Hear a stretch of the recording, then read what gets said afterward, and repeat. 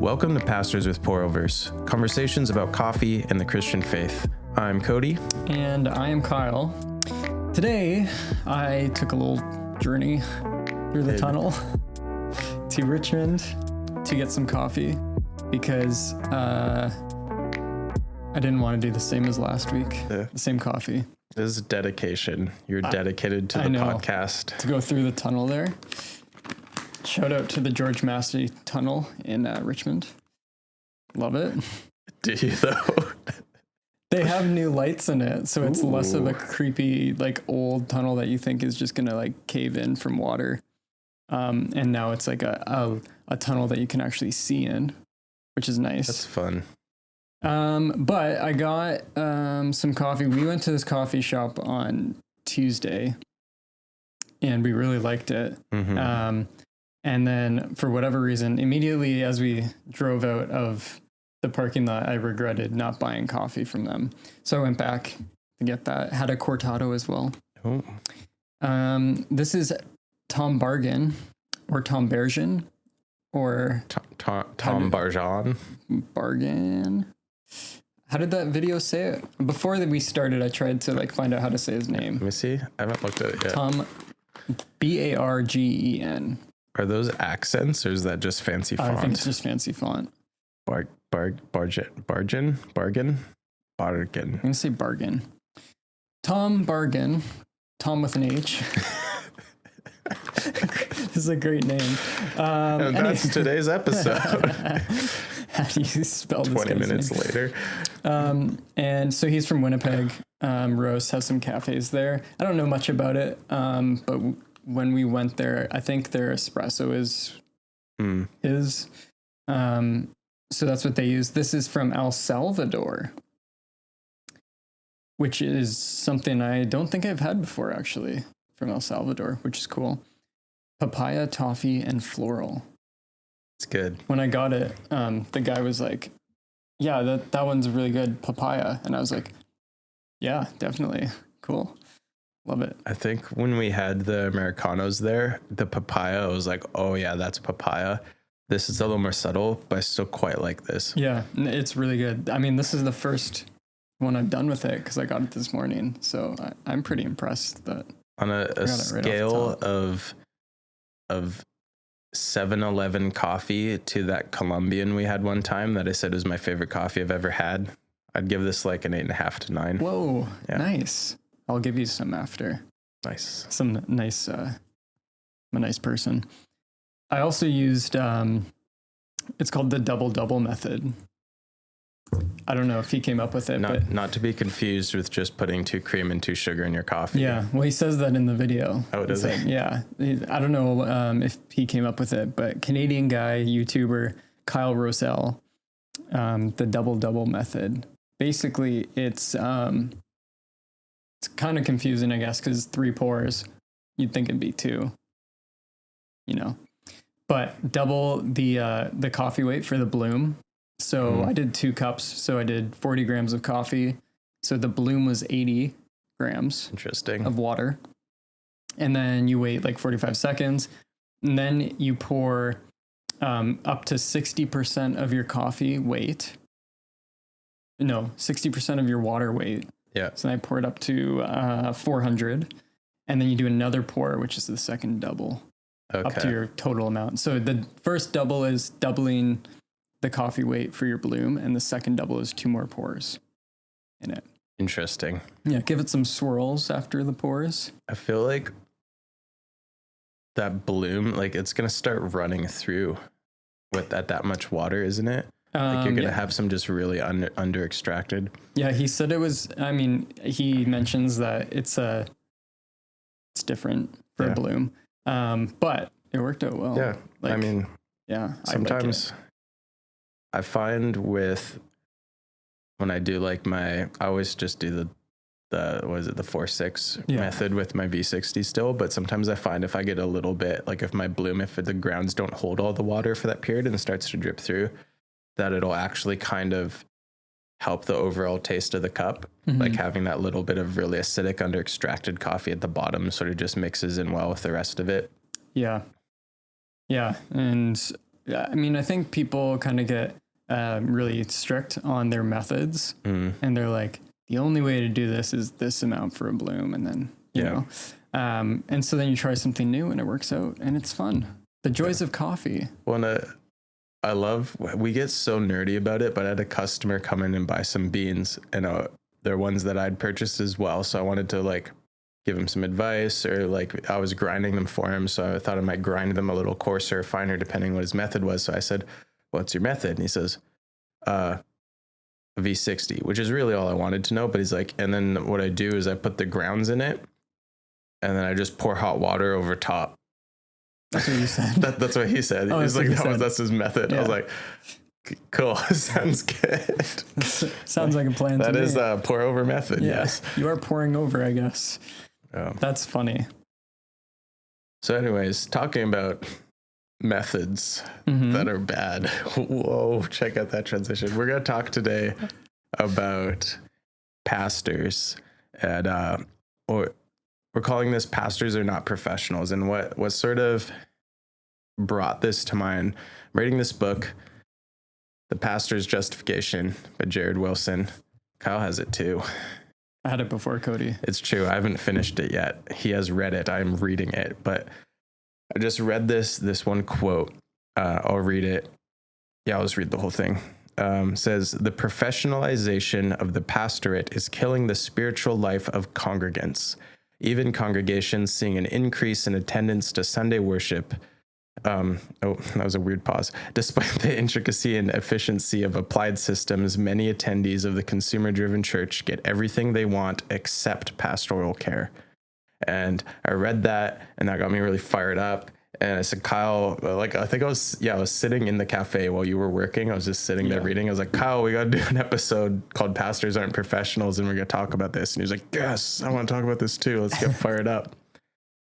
Once again, our incredible planning. Yes. Weeks in advance. But yeah, sort of so that was, I said a lot of words there, but the key part that we want to talk about is that the professionalization of the pastorate, that is the pastoral role, the job of a pastor, is killing the spiritual life of congregations.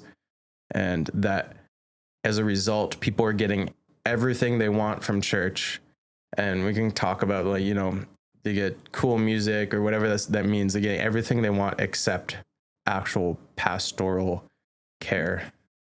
Yeah, and it's killing the spiritual life of the church because the spiritual life tends to start taking a little bit of a back seat to the professionalism of the church. And so I think that's where we got really fired up about it, is because you're seeing it a lot in churches. Like, I don't think we're bashing anyone to say that. I think it's fairly obvious that this is something that's happening in the North American church right now. Is professionalism is the thing. Churches are being becoming businesses, and pastors are becoming more CEO types than those who are spiritually caring for their flock. Yeah, and pointing this out, like you mentioned, we're not like bashing anyone. We're not trying to be like, oh, these churches are stupid idiots, but we're just like, maybe we should talk about this. Like, you need to, like, maybe churches haven't noticed, maybe churches haven't given us much thought, but we think it's important to be aware of and to think about. And for the sake of our listeners, it'd be helpful to clarify, you know, what a church is and how a church thrives and what a pastor is. So we are going to do 2 parts to this, a 2-parter episode, because that's the best way to do it. Unless you wanted a 2-hour episode. Yeah. When we did those hour-long episodes, we did have a few people comment that they were very long, but I was tired after them. Today we're going to kind of talk about the problem, basically. We're going to talk about what we're seeing with the over-professionalization of pastors and the corporation model of churches, and then hopefully speak some hope into that. And then next week, we're going to talk about theologically, what is a pastor? What is their role? How do you choose a pastor? How do you tell if your pastor is being pastoral or being a professional? Yeah, we're a professional. But this is also coming off of, I think you were reading it, Brothers, We Are Not Professionals. Yeah, I've been listening to the audiobook. Oh, listening. Yeah. Wow. I just found it really hard. I don't know why. I like reading, but reading that book, I was just like, boring, but I can listen to it. I'm just going to listen instead. But yeah, Brothers, We Are Not Professionals by John Piper speaks to this as well, and speaks of like what the role of the pastor is. So that's pastor's justification is speaking specifically to pastors. Brothers, or We Are Not Professionals is like the same thing. Like it's Piper's kind of letter to pastors, but it talks about like what a pastor does. Yeah. It's really small chapters and accessible. And we wanted to, like, one thing Jared does really well in this book, The Pastor's Justification, is use scripture. And it's funny because he doesn't often have like big block quotes of scripture. He'll say like, in this passage, so I'm having to like turn there in my Bible and actually look it up for myself, which he's also a seminary professor now. So maybe that's his goal. Maybe he's thinking that, but he'll mention a passage and I'll go look at the passage and I'll be like, well, here are the 5 traits of a pastor. And then in his text, he lays out his 5 traits of a pastor and they're the same. Like he's just plagiarizing the Bible, basically. Like it's really good. It's really biblical founded, but saying that, we have this quote that I read, but I think it's important that we also have some scripture before we jump into this. So I want to read from 1 Peter 5. I'll start at verse 1, just 1 through 3. It says, "So I exhort the elders among you, as a fellow elder and a witness of the sufferings of Christ, as well as a partaker in the glory that is going to be revealed. Shepherd the flock of God that is among you, exercising oversight, not under compulsion, but willingly, as God would have you, not for shameful gain, but eagerly, not domineering over those in your charge, but being examples to the flock." And that is the pastor's justification. You've just read the whole book. Yeah, and that's what he does. The whole book is just pouring into that passage. It's good. But yeah, we've, I think this has spoken to us kind of personally in our experience, but also in just what we're witnessing. Like we really have seen as mega churches become more and more popular and prominent as there's more mega churches, and there's constantly new ones I'm finding out about. Like new mega churches? Yeah, like you'd think, oh, I know of every mega church, but then there's like such and such church in Kansas or somewhere. Texas. They're like, all in Texas. Yeah. Like literally, there are so many mega churches in Texas. It's crazy. I see it in the news all the time. It's like mega church pastor, or there's that one where the pastor resigned and then like the church were like, no, you can't resign, and like forcibly reinstated him. He's like some mega church pastor. Yeah, but they're like mega church pastor. And I'm like, how have I never heard of this guy or this church or anything? Like there's so many mega churches. I know. But in Canada, like a mega church is like, there's legitimately, you would probably know most of them. Yeah. Because there's like just not big churches. Yeah, we don't even really have. There's a few mega. By definition, we have large churches. Yeah, that's true. Like when we think, like we're probably thinking of like the Village, we'd be like, that's a mega church, but it's maybe like 4,000 people. In Surrey. Yeah. I thought you were talking about the one in Texas. No, not Village. Texas is a mega church. Massive. Yeah. But exactly. Like Canadian, the Village Church is huge, and like a lot of people know of it. I'd say a lot of pastors know of it. Yeah. Normal people don't care unless you're in like the area, right? But it's even by Canadian standards it's huge. By US standards it'd just be like a mid to big large size church. Yeah. And so what you notice though is even if we don't have, like specifically in Canada, a lot of mega churches, we're almost taking that model on. And what churches tend to do is they start looking at these like successful churches and they'll be like, okay, what are they doing that we can do here? And even if you're a church of like 500 people or whatever, you start trying to implement these ideas and almost run like a mega church. Yeah. And you try to take their model and use it. A big example for that was like, I don't know, when it was like 10, 15 years ago, Mars Hill Church in Seattle was huge. And you still see out in British Columbia here, you see still to this day, like the effects that church had on influences. Yeah. Like you see people who are running like a Mars Hill or using some of their ways of doing it. Like they were hugely influential. Yeah. When you see the positive and the negative side of it, like it was such a culture maker in a way, but the reason why might be an issue, the prominence of mega churches and why we I mean, we've kind of, I think our tone has revealed that we don't think this is a good thing, but the reason why is because these churches tend to treat church very much like a corporation. And then you end up with lead pastors who basically function like a CEO of a corporation. And we've done an episode on what the church is. And I was trying to find, I thought I had the definition you gave in my notes. So, and I don't know if you do.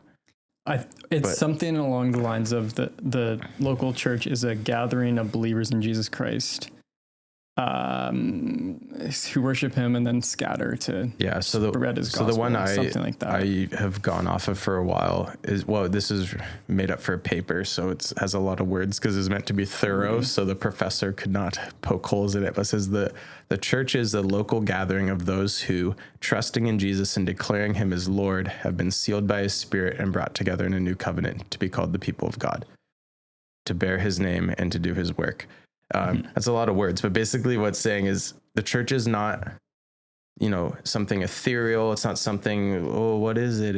It exists all around us like the Matrix, but it's also not a corporate entity. Mm-hmm. It's not like McDonald's where it's like, where's the head off? Like, it's people. It's a gathering of people. Like a pastor isn't a church, no individual. Like, we say the church isn't a building, correct? It says you are the church. And we're like, that's correct. But then sometimes we'll take that and we'll be like, well, I, as an independent individual, am the church. And that's not true. It is the collective whole of people that is the church. Yeah, you have to gather to be a church. Mm-hmm. And that's why I think it's so concerning to see the professionalism of the church. I don't even know if you'd say seeping in anymore. I think you would just say it's here. Established, right? Is like, when you're looking for a lead pastor, you're looking for a CEO now. Mm-hmm. Like, how is he going to lead people forward? How is he going to, he needs to be able to share his vision and his mission for the church. And he needs to be able to raise money for the church and give the budget update and make the budget and all this other stuff, be in meetings with all these different nonprofits and corporations to help do things, right? And that's what a lead pastor tends to be now. What we see is with a pastor acting as a CEO, like one of the points that we got from First Peter here is that a pastor should not be domineering, or an elder is the word he used. It's interchangeable. It means the same thing. A pastor should not be domineering, but CEOs have to be, and they're praised for their domineering and being assertive. And there's a study, I found a reference to it, but couldn't find the original, but there's a study in 2016. And I remember because a bunch of pastors, we were all mentioning this when it first came out. There's a study in 2016. 1 in 5 CEOs in the United States were found to have psychopathic tendencies. That's unsurprising if you've seen any movie about a famous CEO. Well, and one of the articles I was reading about it was saying that a bunch of mental health professionals were saying that actually seems surprisingly low. Yeah. I think it's probably more than 1 in 5 CEOs and psychopathic meaning that basically they're manipulative and they're non-empathetic essentially, which is the opposite of how a pastor should be. A pastor should be fully empathetic. They're caring for the flock, involved in their lives, feeling and loving their sheep, not trying to manipulate them and exploit them Well, and that's where you see the issue with pastors being seen and operating as almost CEOs, is because CEOs have to be domineering because they're looking for results. Yeah. If I don't know, Jeff Bezos, maybe he has psychopathic tendencies. I don't know. Probably. Not a personal attack, just statistically. I mean, 1 in 5, right? He needs to get results, right? Mm-hmm. So if Amazon starts dropping in stocks, his stockholders, whatever they're called, stakeholders, his board and everything are going to be like, dude, we need results. And so they need to find ways to motivate their workers to get things done. To come up with new systems and new ways of doing things to make results happen. So if a pastor then is expected to be like a CEO, what do you think is going to happen? hey, we only had 10 baptisms last year. What's going on? Are your staff not doing ministry the way they're supposed to? We should do a review of how the ministries are running. Yeah. And that's how it starts thinking. And then it weighs down on the pastor then. It's like, oh, I need results. Like I need to kick this into high gear and get our people doing things or whatever, right? Well, and it's understandable because, well, from the perspective of Amazon, like next day delivery or same day, depending where you live, is great. But then you see all these things coming out about how awfully their warehouse workers are treated and how they're like pooping in the corner because they can't go to the bathroom and stuff like that. And it's like, well, do you think they'd have next day delivery across the North America if they, gave all their employees like breaks and let them take naps on the sofa? Like it's not good or justifiable, but it's understandable that when they want results and that's all that matters, you're going to start to dehumanize people. And I think with pastors, with the CEO pastor, what you see is more of a disconnect from the people. Yeah.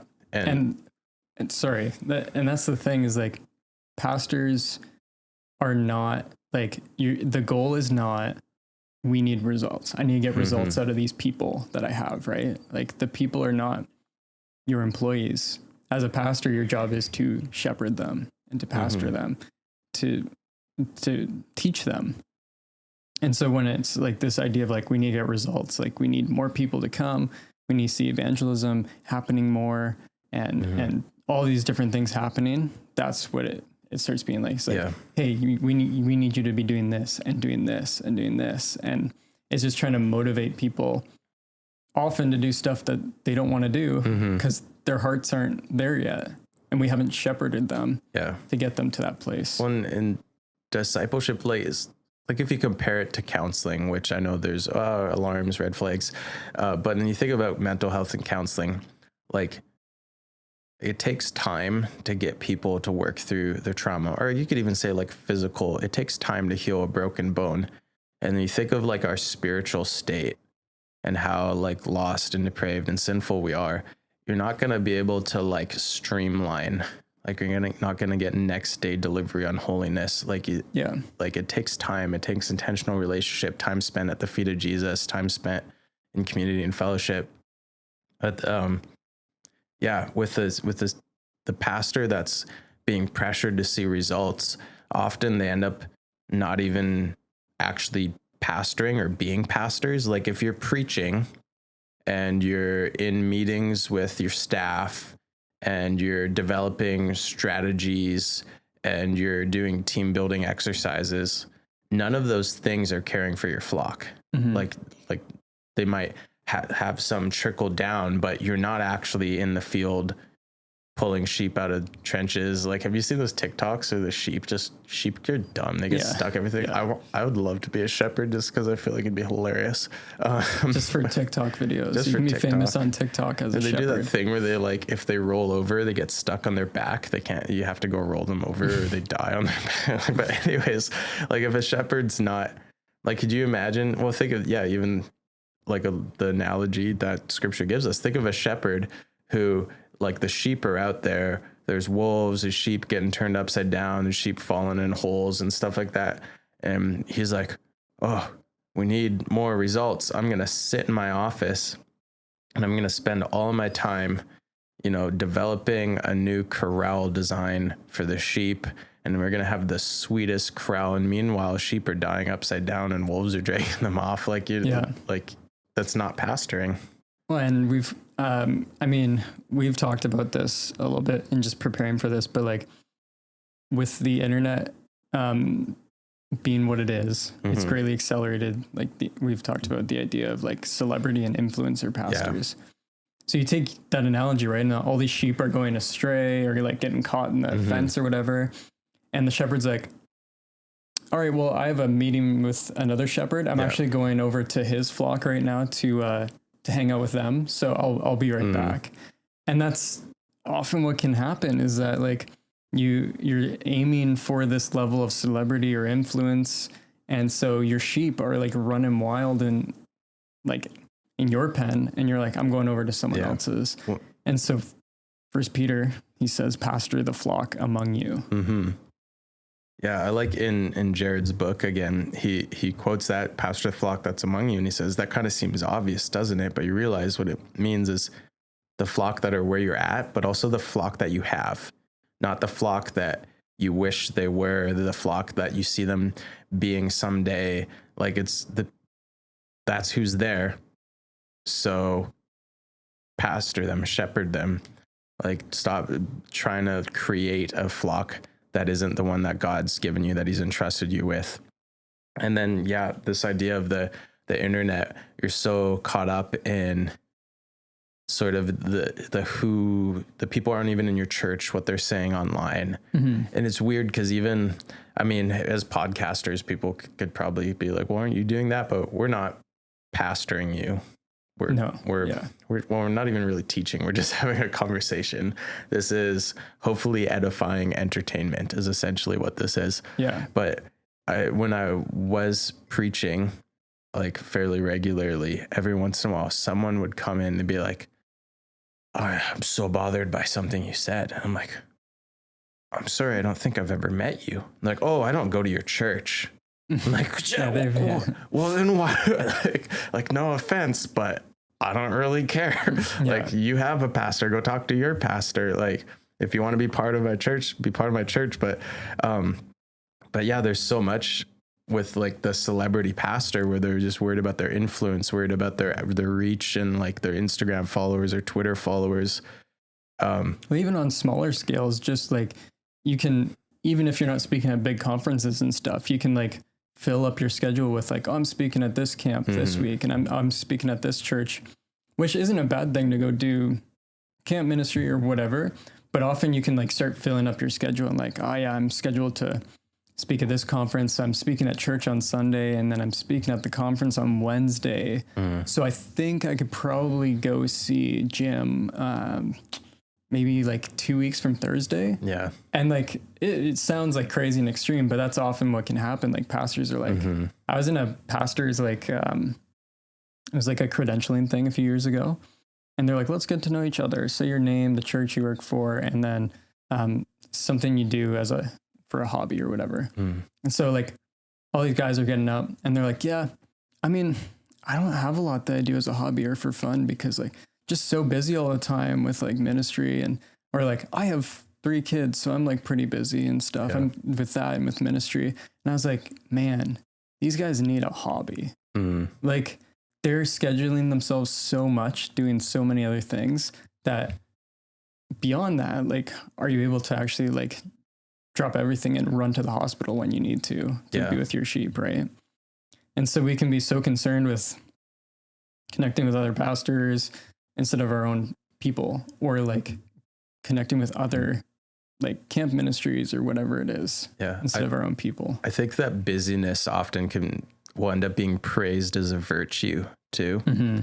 Like I was thinking about that just yesterday because I was playing a video game. I was like, it's funny how like scandalous that will be sometimes when I mention like playing a video game. And like, what about all the other things you should have done with your time? And it's like, I'm like, what else would I be doing with my time? It's like, well, you want me to not have downtime or not have a hobby. You want me to spend every waking hour like developing, like writing sermons or strategically planning or having meetings or something. And I'm like, that's not healthy and it's not really viable or sustainable. And I think that's why we see a lot of like either like mental health issues and burnout or just like huge moral failings because people can't keep that up. They can't sustain that. Yeah. But the irony of it too is you can pause your video game at any time and go to someone's house.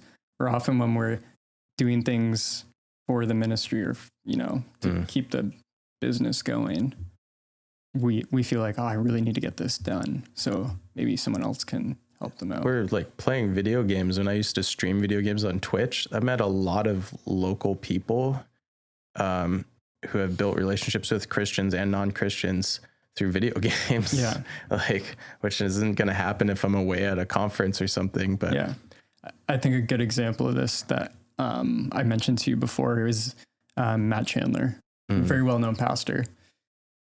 Obviously, I don't know him personally. Wish I could say he's my friend, but I don't know him. But Matt Chandler, someday, maybe after this, he'll be like, I should meet that guy.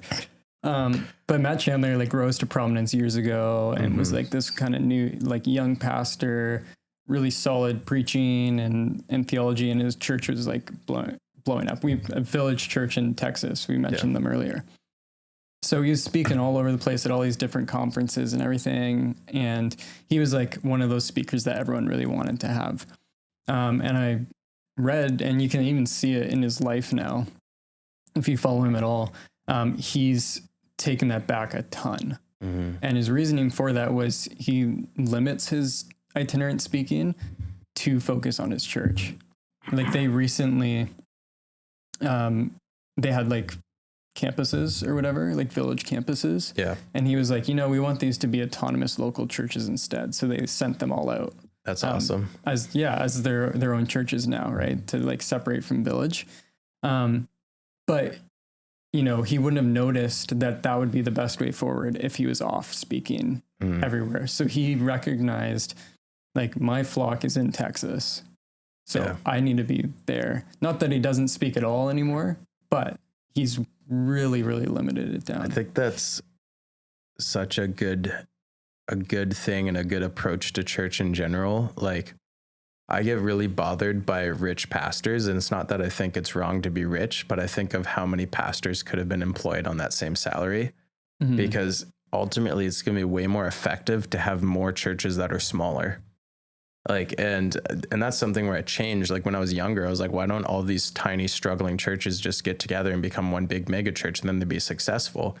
But in smaller churches, people actually know each other. People actually know the pastor, get to talk to the pastor. There's actual transparency, which makes room for actual discipleship and accountability. Like to have more smaller churches is just better. And then with like the church planning strategy for a lot of churches right now is satellite campuses. Yeah. And like I attended a satellite church for about a year while I was in Bible college. And when I left, I was like, I don't know a single person here. Yeah. I was like, I show up at, 9 a.m. I watch the service and I leave. Yeah. I was like, how is that church? Like I could do that at home. And that's literally why I left, because they're talking about even the worship team being like pre-recorded. And I was like, I'm a musician. I can do this at home. Like, why would I go there at all? But yeah, I really respect that decision by Matt Chandler, because I mentioned Twitter earlier, and then you're talking about pastors get more kind of obsessed with appearing well to other pastors. I think that's definitely a thing. Like I've kind of drifted towards that in the past. There are times where I'm like, oh man, I'm not popular with pastors. Other pastors don't think I'm cool. But then meanwhile, like my small group at youth just want to spend more time with me. Mm-hmm. And like, that would mean the world to them if I was like, hey guys, let's do a movie night or something. And it's like, reality is that's the flock I've been given. Yeah. That's who I'm here to pastor. And if Matt Chandler, who we don't know, never knows us. So yeah. Like we'll see him in heaven. We'll figure it out. There was a teacher I had in Bible college, and he was like really good. He was a pastor at a church, and I didn't know anything about him. Came up from the States, and he was very like, his class was really good, and it was very like pastoral and stuff. And so I was like, oh, this guy probably has like a decent sized church. Like he's a good speaker and everything, good personality, but also very like pastoral. Mm-hmm. And then one day in class, he mentions like, yeah, so like our church is like 50, 60 people. And we've been that for the past 5 years or whatever. And that's the flock that I have. And I was like, 60 people. Yeah. And to us, like, it's like, whoa, his church should be bigger than that or whatever. But he saw his, like in his small community of people, like community city that he was in. That's the flock that he's been given right now. And he's just faithfully preaching to them. And I think that's one of the things we've written down is like we've grown to value charisma over character. Yeah. Like this guy, I only saw him for like a week or whatever, but like he was so intentional in being pastoral in what he was teaching us, because he didn't want it to just be like head knowledge that he was teaching us. And so his character was just like, he was an example to us. But then people would look at him and be like, oh, he should have a bigger church. Like if he's like a good pastor, he'd have a bigger church. So we look at these guys that are really charismatic and like good personalities, tell funny jokes, can tell stories super well. And it's like successful pastor right there. Meanwhile, they're just basically being a storybook for their congregation. I think too, we value charisma over character, but we often just mistake charisma for character. Yeah. And I've seen that a lot in pastors that I've met, but also in like being parts of churches during hiring process. I've been part of 3 different churches through pastoral hiring processes, and the discussion comes up like, are we more concerned for their character or for their like ability, like their ability to preach, or their character? But then often what the discussion comes to is like, this person seems very nice, they make me feel good, so they must have good character. And it's like, well, that's actually just charisma still. Yeah. Like they could be, they might not care about you at all. They're just good at making you feel like they care about you, because that's charisma. Yeah. That's what they're supposed to be. Well, and I've met a number of pastors who have no pastoral ability and no interest in pastoring whatsoever. Like it very much is just a job to them, which is heartbreaking. But then at the same time, I've met pastors who like have such a strong and a prominent pastoral gift, and they really care about people and they want to come alongside people. And because they're not like loud, they'll never be platformed. So they'll like almost never have an opportunity.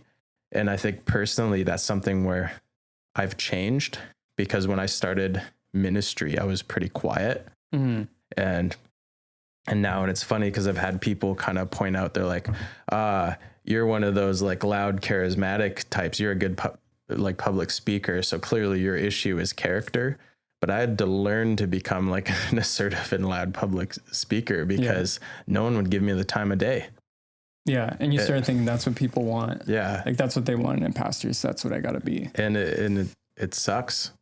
And when I think of all the people that like couldn't do that, who couldn't learn how to be louder as a speaker, or when I think of people way more deserving than me that will never like, there's a guy I went to Bible college with who like absolutely like mentored and discipled me.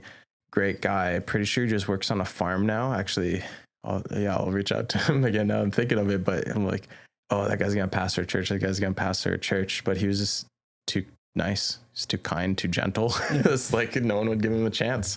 Yeah. And that's like getting at this whole thing. And like, I think this is where we can end it for this episode, but we start thinking about like, okay, are they going to lead our staff well? Or are they going to lead us in a way? Are they going to create systems and methods in which we can be a successful church here? Yeah. And it's like, oh, that guy's nice. Like that's great. But like, is he going to lead our staff well? Like, is he going to put in systems in place? And when you were talking, you probably thought I wasn't listening to you, but I was just getting this ready. But it made me think about... You're never listening to me.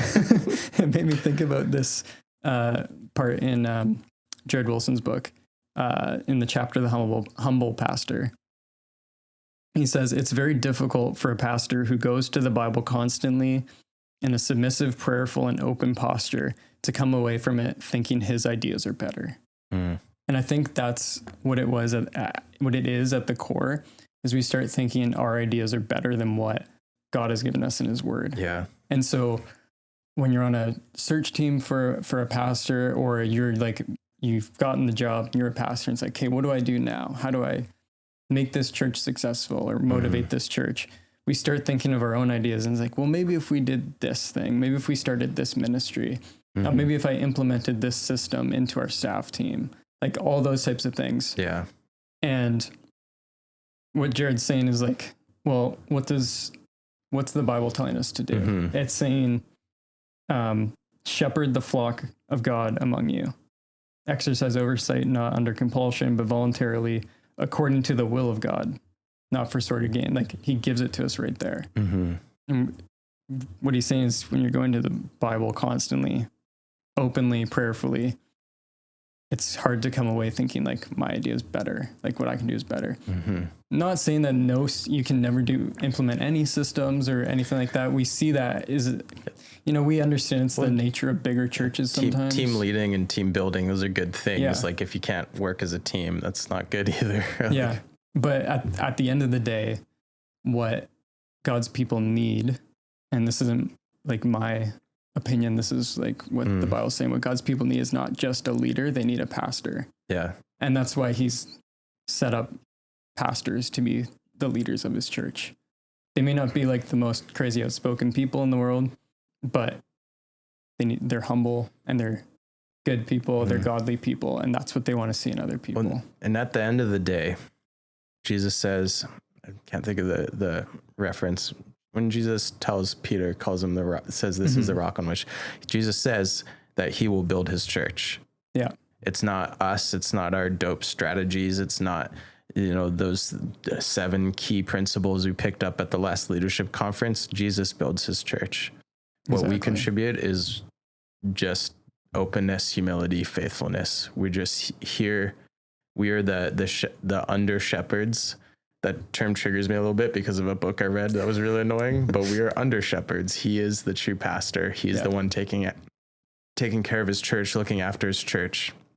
We're just coming along underneath of him, under his authority, to help in whatever way we can. Exactly. And so I think the key takeaway is you're not that important. Yeah. If you've been watching this video, you may have been wondering, why are those guys wearing the same shirt? If you're listening on the podcast, if you're listening on the podcast, you wouldn't have noticed this whole time, but very applicable shirts for today. You are not that important. Galatians 6:3 is what that comes from out the of. Bible. But, I mean, that's what we have to all come down to, is you're not that important. Cody, why are we wearing these shirts today? Hold on. What is Galatians 6:3? For if anyone thinks he is something when he is nothing, he deceives himself. There we go. You're not that important. Scripture. You're not that important. We saw these shirts on Instagram. There's a company called Out of Context Apparel, and they're Canadian.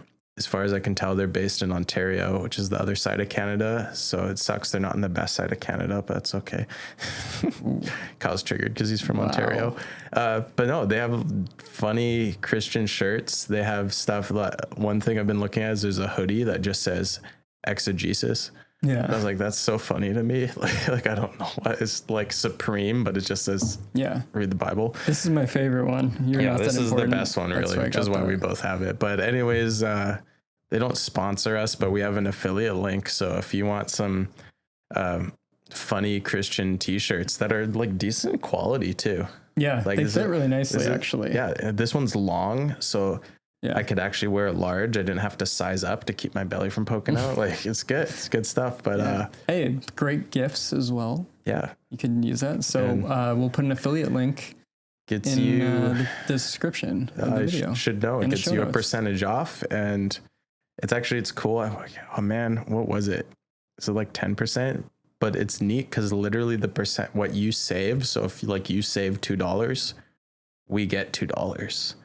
And then we can make more podcasts for you. Because we're in this for the money. Absolutely. That's why we're doing this, isn't it? But on that note, help us make more money by liking and subscribing and sharing this video. Leave a review. We literally make no money off of this. I feel like this is one of those moments where I have to make sure people understand we're being sarcastic, Yeah. Like, honestly, if we made...